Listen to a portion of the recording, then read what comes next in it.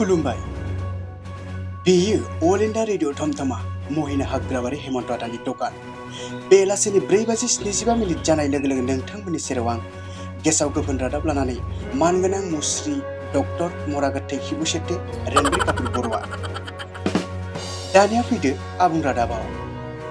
एबार आसामाव बांद्राय दैबाना जाहैनि गुबै जाहोना जादों भुटाननि गंगार बुरैया लकडाउननि थाखाय न'निफ्राय ओंखारनो हायैयाव सुइसगेटआव थांनानै हासुना हरनो हायाखै। बेनि थाखायनो एबार आसामाव बांद्राय दैबाना जायाखै। सुलुङाव फोरमायनाय बायदिब्ला लकडाउन जोबब्लानो भुटाननि गंगार बुरैया हासुनानै आसामखौ गिख्रंथाव महर होगोन होननानै गांसे लाइजामनि गेजेरजों फोरमायहरबोयो। दानिया फैदो जों नोंथांमोनखौ सनितपुरनि दैबानायाव लानानै थांगोन। बेहाय जोंनि सांबादिक रनि माइकेल मुसाहारिया मोनहैनानै दंफैयो। फैदो बिदिब्ला नायदोनि दैबानाया बेसेबां गिख्रावथाव जादों। फैदो जोङो रनि माइकेलनिसिम थांगोन। हेलौ, आं खोनादों। आं खोनादों। आं दा नोंथांमोननो सनितपुरनि दैबाना गिख्रंथाव दैबाना बेसेबांबा खैसिमा मोस्रोम एम्बुनि जिउ खहा जाबाय, लोगोसे टिकटिका बायदिसिना जुन्थुआ थैनो गोनां जाबाय दैबानानि थाखाय। नाथाय दासिमबो अहम सरकारा खिथु हरनो हायाखै। केमेरा पारसन भेलागुथिया खिथिगोन नोंथांमोननो। नाय दैखौ बेसेबांबा गेबसानो गैया, बेसेबांबा गिदिर कालफोरा नाय नोंथांमोना ओरैबायदि बोहैदों, लोमसावजोबदों खाथि खालानि न' बां गासैबो लोमसावजोब्बाय। नाथाय जिब जुनारफोरा थानो जायगा गैला दै दानि बावैसो। आरो मासे टिकटिकाया फैनानै गोथै देहा मोनबोदों, मासे टिकटिकानि गोथै देहा मोनबोदों। बेसेबां दुखुनि बाथ्रा। नाथाय खाथियाव एमएलए, बे जायगानि एमएलए मन्त्रि मोनसेबो बिभागनि मानसिया दासिमबो खबर लाफायाखै। दहाय फुङाव आरो एसडिआरएफफोरा 10टा मोस्रोमनि गोथै देहा बोखांबोयो। मैयायो 20 मोस्रोमनि गोथै देहा बोखांदों आरो खैजिमा 50टा खैजिमानि गोथै देहा मोननाय जाबाय दासिम। नाय बेसेबां दुखुनि बाथ्रा।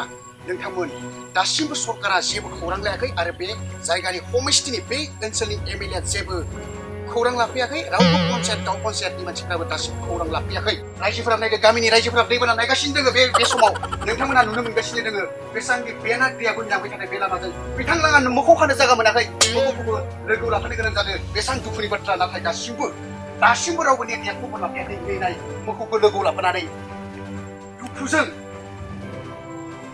बिथाङा मोखौ खानो जायगा मोनाखै लोमनायनि जाहोनाव।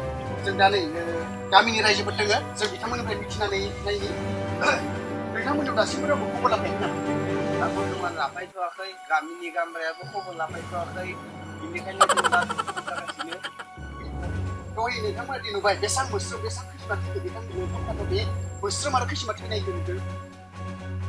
हस्पिटालाव गासैखौबो खालामजोबनाय जाबाय। नाय केमेरा पारसन भेलागुथिया खिथिगासिनो दोङो बेसेबां दुखुनि बाथ्रा। केमेरा पारसन भेलागुथिया दिन्थिनो सेस्था लाबाय, दिन्थिगासिनो दङ। जोंनिफ्राय मोनसेल' आर'ज, जाहाथे सरकारा थाबैनो खबर लाफायो। बे गामिनि पन्सायत बायदि लिडारफोरा फैनानै जाहाथे सहाय होफायो। फैदो जों बिदिब्ला दा थांफिननोसै जोङो सिगांनि रादाबाव आवगायदोनि। मैया हरनि 9:75 खैराबारि क्वारेन्टाइन सेन्टारनिफ्राय माब्बा एन्जरा खारखोमा लाङो। बे माब्बा एन्जरा बेंगलरनिफ्राय फैनानै क्वारेन्टाइन सेन्टाराव दङमोन होननानै सुलुङाव मिथि मोनबोनाय जायो। बिथांमोना जानाय आदारखौ मोजां होयैनि जाहोनावनो खारखोमा लांदों होननानै सुलुङाव फोरमायबोयो। बे माब्बा एन्जरखौ जेराव नुयो बेयावनो गुलि गावनाय जागोन होननानै मैयायै थमथमानि गंसे पान दखानाव सासे हुंगादा सादा खलासि जानानै बुंनानै थाङो। लकडाउननि समाव न'आवनो थानानै उदैफोरा गेस जानायखाय मैया सान्तिपुर गामि आफादा मोनसे खिफिनाय बादायलायनाय हाबाफारि लायो। बे खिफिनाय बादायलायनायाव सासे 90 बोसोरनि बुरिया 125 लिटार गेस खिफिनानै थाइथाम बान्था मोनो आरो सासे बिहारि बोरायनि खिलामाया जायगायावनो गयो। खिफिनाय सोदोबा ओरैबायदि माने प्रे प्रे प्रे प्रे प्रा प्रा प्रा प्रा थुस प्रु प्रा प्रे पु पे पु प्रा पे पु पु पु पु प्रा प्रा प्रा प्रा प्रा प्रा प्रू प्रू थुस थु थु प्रे प्रा प्रा थुस प्रे प्रे प्रे प्रे प्रे प्रे प्रे प्रू प्रू प्रे प्रे प्रे प्रे थुस प्रे। खिफिनायनि मोनामाव थानो हायैनि थाखाय खाथि खाला गामि जेरै हाग्राबारि, दिग्रापार, महिना बे मोनथाम गामिया सानबा रिलिफ केम्पआव थाहैनो गोनां जादों मोनामनायनि केसाव। मैया बेलासियाव पाकिस्तानाव बांग्रि मावनायाव गंसे एर'प्लेना गोग्लैनानै मासे डिलिभारि मोस्रोमा जायगायावनो जिउ गोमायो आरो माबा थावनि एम्फौआ गाज्रियै जखम जायो। गाबोननो भारतनि प्रधान मन्त्रि मुश्री नरेन्द्र मदिया दिल्लीनिफ्राय साइकेल सालायनानै आसामाव फैगोन। बिथाङा कर'नानि बागै सावरायलायगोन। आसाम सरकारा बैसो जाना थानाय हिनजाव मोननो रोङैफोरनो 50,000 रां होगोन होननानै मैया खौरांगिरिफोरनि सिगाङाव बुंनानै होयो। बिथाङा आरो फोरमायबावनानै होयो दि गाबोननिफ्रायनो जायफोर बोरायनानै हिनजाव मोननो रोङाखै बिथांमोना अनलाइन खालामनो हासिगोन होननानै आरोबाव फोरमायनानै होबावयो। करोना भाइरासनि थाखाय सरकारा गासिबो सुबुंखौ मास्क गानथारनांगौ होननानै बुंदों। मास्क गानबाय थानायनि जाहोनावनो नलबारि जिल्लानि सानैसो जुवान सेंग्राफोरनि दारिया हाग्रायाव मुलि सारनानै खामथाबनाय बायदि खामसाबजोब्बाय। बिथांमोना सरकाराव दाबि खालामो जे थाबैनो दारिखौ मोजां रज'फिननायनि बेबस्था लानांगौ होननानै बिथांमोना सरकारनिसिम दाबि खालामो। देहा बिफाननि मन्त्रि मुस्रि बान्दोर बोराया नालेंखर बिफां सायाव गाखोनानै बुङोदि बे जुवान सेंग्राफोरनि दारिया देग्लाय रज'नाय नङा होननानै बिथाङा नालेंखर बिफां सायाव गाखोनानै बुङो। बेखौ खोनानानै जुवान सेंग्राफोरनि गोसोआ जोबोद दुखु मोनो। बड'लेण्डनि चिरां जिल्लायाव मोब्लिबजों बोगथाबजानानै माथाम खैजिमानि जिउ खहा। सुलुङाव फोरमायनाय बायदिब्ला दहाय फुंनि 9:30 आदार नागिरनो थांनो ओंखारनायाव बेरेयाव गोग्लैनानै थानाय मोब्लिब ताराव गासनफैनानै माथाम खैजिमाया जिउ गोमायो। बे माथाम खैजिमानि जिउ गोमानायनि मुङा जादों अंकेपसन, लंकेपसन आरो टंकेपसन होनना सुलुङाव फोरमायनाय जादों। बाक्सा जिल्ला दिग्राबायाव सिख्लायनि उदखाराव माथाम दाउज्ला दाउनि जिउ खहा आरो माथाम दाउजो दाउआ गोब्राबै जखम जायो। बे माथाम दाउजो दाउ जखम जानायखौ थमथमा सिभिल हस्पिटालाव फाहामथाय होगासिनो दं होननानै जोंनि रादाब बुथुमगिरि थमला बर'आ बेंगलरनिफ्राय फोरमायहरो। मैया थमथमानिफ्राय बागानपाराजों थांबाय थानाय गंसे एल्ट' गारिया मासे गोहोगोरा एम्बु बंलाजों सौदावनानै एल्ट' गारिया 1 किल'मिटार गोजानाव सिरकिनानै गोग्लैहैयो।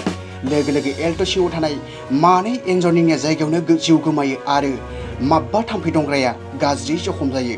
बे जखम जानाय थाम्फै दंग्राखौ गल्लानि रिसियाव सोमनानै सिकित्सा खालामगासिनो दङ होननानै देहा बिफाननि मन्थ्रिया मैया सुलुङाव फोरमायना होयो। दानिया फैदो बोथोरनि रादाब। गाबोनो अखाजों बाला सिमेन्ट फैफागोन होननानै बोथोर बिगियाना फोरमायनानै होयो। मैगं थाइगंनि बेसेन बांनाय आरो खमायनाय। आलु 1 किल'आव 4.5 खमायगोन, पेस 1 किल'आव 1.5 टाका खमायगोन, फालौ गोरान 1 किल'आव 4.5 बारायगोन आरो फालौ गोथां 1 किल'आव 5 फैसा खमायगोन। बयलार बेदरा 8 आना बारायगोन आरो अमा बेदरा 10 टाका खमायगोन। नोंथांमोना जोंनि चेनेलखौ दासिमबो साबस्क्राइब खालामाखैबा साबस्क्राइब खालामना ला। मानोना लकडाउनाव नोंथांमोना न' सिङाव थानानै बरिं जाबाय जानांगौ। जों नोंथांमोननि सेराव उदै बिगुर सालायनाय मिनिनाय बायदिसिना रादाब भिडिअ लानानै फैगासिनो दङ। नोंथांमोना जोंनि चेनेलखौ अननानै साबस्क्राइब लाइक आरो सार्च खालामनानै हो। जोङो नोंथांमोननि सेराव गेसाव गोफोन रादाब लानानै फैबाय थागोन। नोंथांमोना जोंखौ हेल्प खालाम, साबस्क्राइब खालामनानै ला आरो सरकारनि बिथोन बायदियै मानिना सोलि। सरकारा जि बुंदों बेखौ मानिना सोलि। बायजोआव जानला मोनला बेरायनाङा, ससियेल डिस्टेन्स मानिना सोलि। नोंथांमोना सम जानाय लोगो लोगो दुलाराय खोनासंग्राफोरनिसिम जोंनि अननाय आरो सिबिनायखौ फिन जासिहरफिननानै दिनैनि बर' रादाबखौ एसेयावनो फोजोबबाय। गोजोन्थों, कारदं, खुलुमबाय, बाय बाय।